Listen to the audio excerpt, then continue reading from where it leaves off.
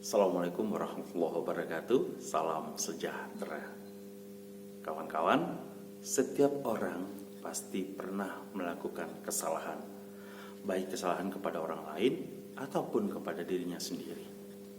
Ketika kita melakukan satu kesalahan, hal terpenting yang harus kita lakukan adalah yang pertama, menyadari bahwa kita telah melakukan kesalahan dan belajar dari kesalahan tersebut sehingga itu tidak terjadi lagi di masa yang akan datang.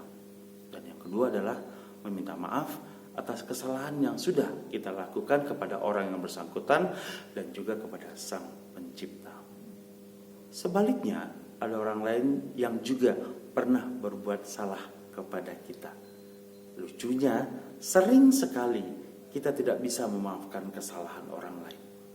Dan ketika itu terjadi, ketika kita tidak bisa memaafkan kesalahan orang lain, ini akan berdampak kepada kehidupan kita, akan berdampak kepada pekerjaan kita, akan berdampak kepada diri kita, dan juga akan berdampak kepada lingkungan kita.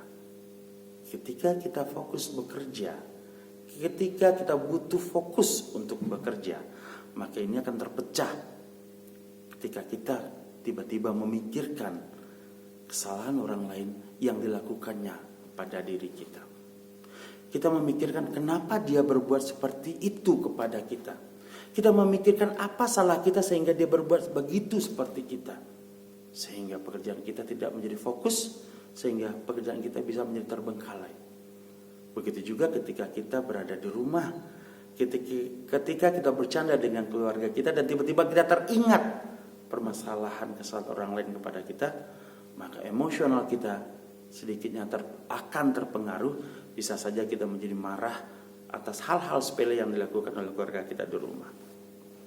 Kawan-kawan, akan lebih baik kalau kita memaafkan dan mengikhlaskan kesalahan orang lain kepada kita.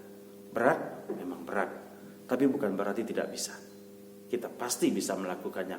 Ketika kita sudah mengikhlaskan dan memaafkan kesalahan orang lain, maka kita tidak lagi memikirkan tentang keburukan orang lain. Ketika kita sudah memaafkan dan mengikhlaskan kesalahan orang lain, kita akan ringan menjalani kehidupan.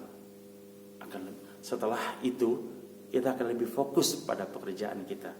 Kita akan lebih bahagia dalam menjalani kehidupan kita. Dan satu yang penting, bahwa kita tidak membawa permasalahan dalam pikiran kita. Mari kita memaafkan diri kita. Mari kita memaafkan kesalahan orang lain. Karena ketika kita tidak memaafkan pun itu sudah terjadi. Akan lebih baik kita memaafkan sehingga kita bisa fokus untuk memperbaiki diri kita lebih baik lagi ke depannya. Kawan-kawan, semoga bermanfaat khususnya buat diri saya pribadi. Terima kasih.